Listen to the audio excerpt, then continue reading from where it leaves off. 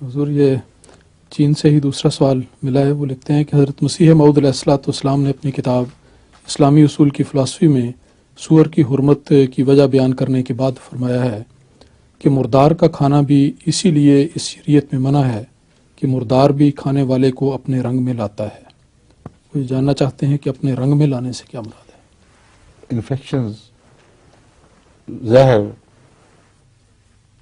قطعی بات ہے، ظاہر بات ہے کہ ایک جانور جو خود اپنی موت مرا ہے، کوئی وجہ اس کی موت کی بنی ہے، اور وہ تعفن ہے اس کے جسم میں جو پیدا ہو گیا ہے. جس کو ذبح کیا جاتا ہے اس کی وہ وجہ نہیں ہے.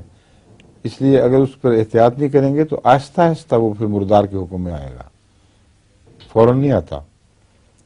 تبھی حلال طیبہ کا ذکر اور کوئی شرط خدا نے لگائی ہے کہ ابھی ابھی تازہ تازہ ہو، خوشبودار ہو، اس وقت کھانا، جب بو شروع ہو جائے پھر نہیں کھانا. تو یہ جو مردار اپنے رنگ میں لے آتا ہے، مراد یہ ہے کہ ہر مردار اپنے اندر کوئی وجہ موت رکھتا ہے، اور اس کے جسم میں کسی نہ قسم کا مادہ زہریلا پیدا ہو چکا ہوتا ہے جس سے مرتا ہے وہ. تو وہ کھاؤ گے تو وہی مادہ تمہارے جسم میں بھی سرایت کرے گا اور تم اس کے حکم میں آ جاؤ گے. سمجھے؟ دوسرے مردار خوری کے متعلق مشیر السلام کا یہ کلام روحانی بد اثرات کی طرف بھی اشارہ کر رہا ہے. یعنی وہ لوگ جو مردار خور ہوں وہ روحانی لوہر سے زندہ نہیں رہا کرتے. پھر